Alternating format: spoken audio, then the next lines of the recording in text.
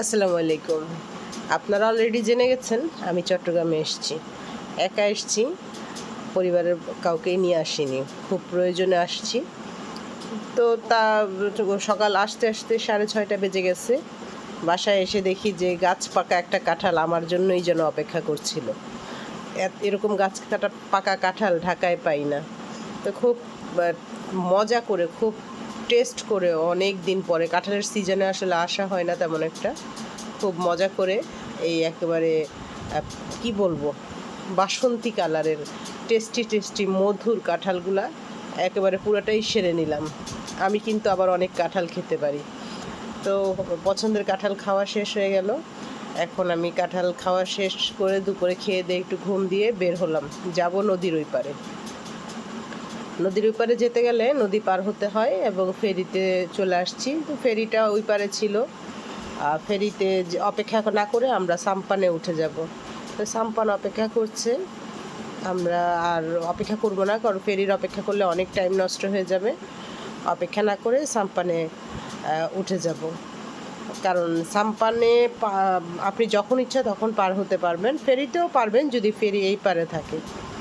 তো সকলেই সাম্পানে উঠলো, আমিও একটু ভয়ভীতি, মানে আসলে ফেরি থেকে সাম্পানে উঠতে গেলে একটু দূরত্বটা বেশি হয়, তখন একটু আসলে ভয়ই লাগে। আলহামদুলিল্লাহ কখনো কোনো বিপদ হয় নাই, পারি। তো আমিও নেমে গেলাম সাম্পানে উঠে গেলাম। এখন সাম্পান ছেড়ে দিবে। এই সাম্পানগুলার অনেকগুলো ইতিহাস আছে। আমরা যখন স্কুলে যেতাম, এই সাম্পান নদী পার হয়ে স্কুলে যেতাম, তখন কিন্তু এই যে মেশিনে চলতো না, তখন কিন্তু হাতে চলতো। আর এই সাম্পান যখন চলে তখন কিন্তু ক্যাকরত একটা শব্দ হতো, ওটা এখন আর পাই না। নদীর পাড়েই হতেই দেখছি বিভিন্ন ধরনের পাহাড়ি জুম চাষের ফল। এগুলো সব পাহাড়ি ফল, সীমিত আকারে, খুব বেশি না। ঢাকা শহরে যেমন অনেক অনেক ভ্যান ভ্যান ভরা, ওরকম না, এখানে খুব সীমিত আকারে খুব অল্প নিয়ে আসছে। এলাকার ফসল এলাকাতেই বিক্রি হয়ে যায়। তো আমরা এখন আমি নদীর ওই পারে চলে আসছি, যাচ্ছি আমার দাদাদের ওই দিকে। এখানে একটা ব্রিজ ছিল, ব্রিজটা লোহার ব্রিজ ছিল। এখানে উঠলে ঝুমঝুম করে শব্দ হতো যখন বাস যেত। এই জন্য যখন বাস যেত তখন আমরা উঠতাম না, পাশে দাঁড়িয়ে থাকতাম। আর বাস কিন্তু সচরাচর ঘন ঘন যেত না, মানে ফেরি পার হলে একটা বাস আসতো ওই রকম। এখন একটু তারপরও বাড়ছে, ট্রাকটা বেশি বাড়ছে।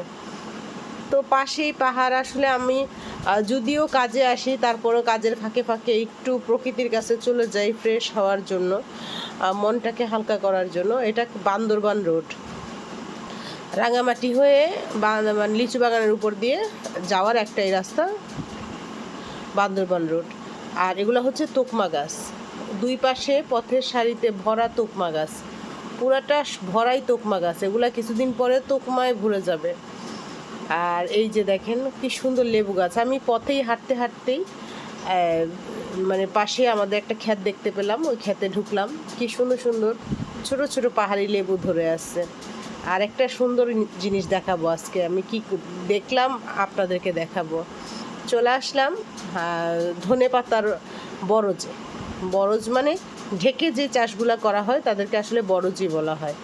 এই যে ধনেপাতা চিনতে পেরেছেন? কি ধনেপাতা এটা? এটা কিন্তু কেউ বলে বিলাতি ধনেপাতা, কেউ বলে বরপাতা, আবার কেউ বলে লাম্বা ধনেপাতা। তবে এটার কিন্তু খুব সুঘ্রাণ আছে। আমরা কিন্তু এই পাতাটা বেশিরভাগ ক্ষেত্রেই ভর্তা করে খাই, বিভিন্ন শুটকির সাথে। তারপরে বিভিন্নভাবে আমরা এই পাতাটা ভর্তা করে খাই। আর এই পাতাটা কিন্তু খোলা আকাশের নিচে চাষ করা যায় না, তাহলে জ্বলে যায়। এটা সেনসিটিভ একটা পাতা। পান গাছ যেরকম উপরে মাচা দিয়ে করতে হয়, এই গাছটাও ঠিক সেরকম উপরে মাচা দিয়ে করতে হয়।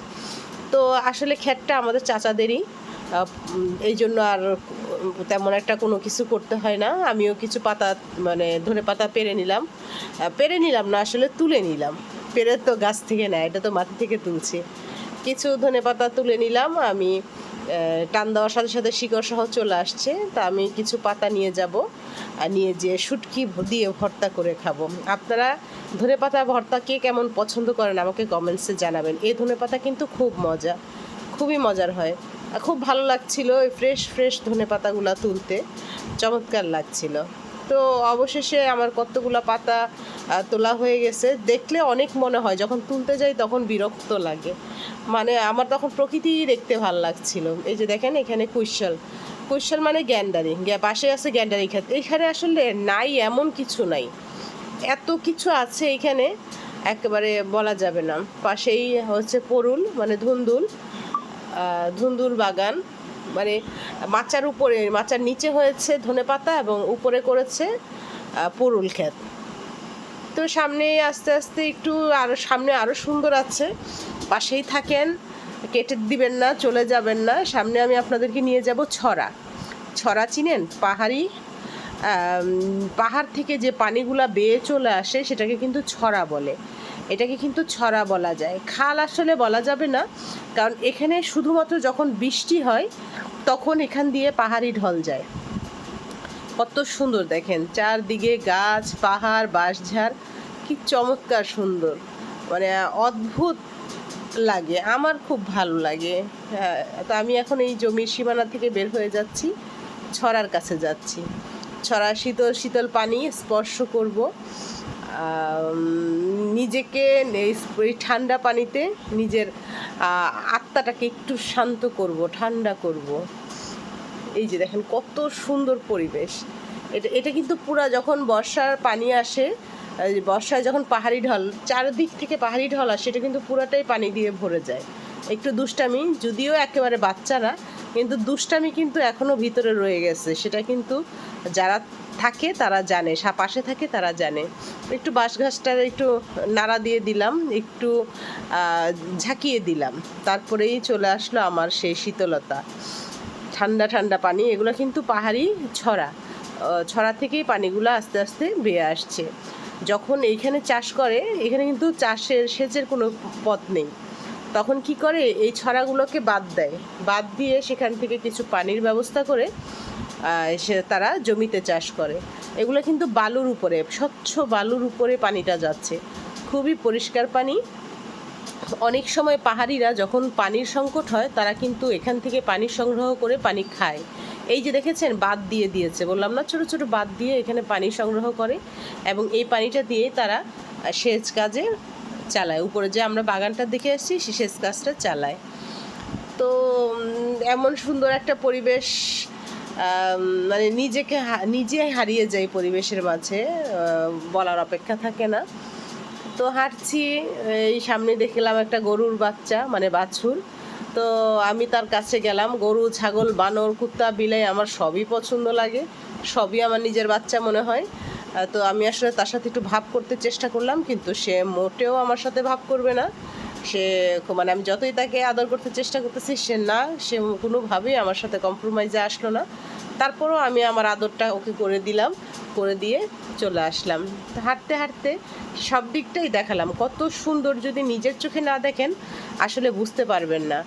আপনারা অনেকেই পর্যটন এরিয়াতে যান, পর্যটন এরিয়াগুলো সীমাবদ্ধ, আর্টিফিশিয়ালভাবে সাজানো থাকে, কিন্তু এগুলো খুবই প্রাকৃতিক, এত প্রাকৃতিকভাবে, সব কিছুই প্রাকৃতিকভাবে তৈরি, এখানে মানব সৃষ্ট কিছুই না, পুরোটাই প্রাকৃতিকভাবে তৈরি।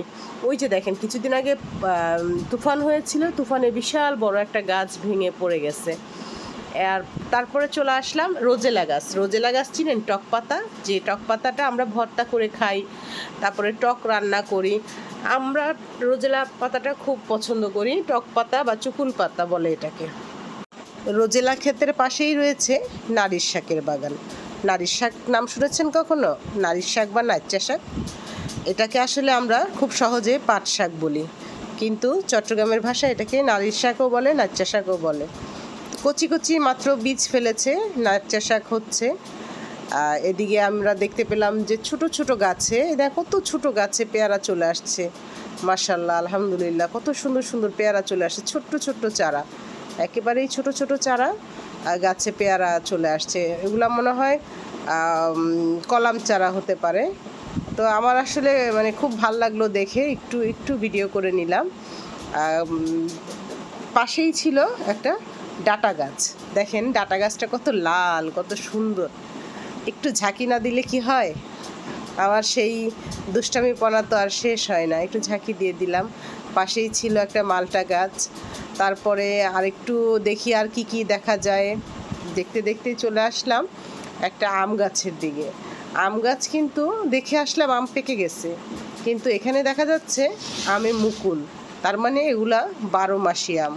এগুলা মনে হয় 12 মাসি আম গাছ। এখানে যে কটা আম গাছ ছিল প্রত্যেকটা আম গাছেই মুকুল চলে আসছে। এগুলো মনে হয় 12 মাসি আম। আম গাছে আম আছে, মানে ছোট ছোট আম মাত্র আসছে আর মুকুলে ভরা। এই গরমকালে মুকুল এখন কৃষি উন্নতই হয়েছে, মানে 12 মাসি সিজনের কারণে সেই গরমকালেও আম গাছে মুকুল আসে। ভালো লাগলো দেখে। তো ভিউয়ার্স, কেমন লাগলো আমার ভিডিওটি? আমার ভিডিওটি যদি ভালো লাগে অবশ্যই লাইক কমেন্ট শেয়ার করবেন।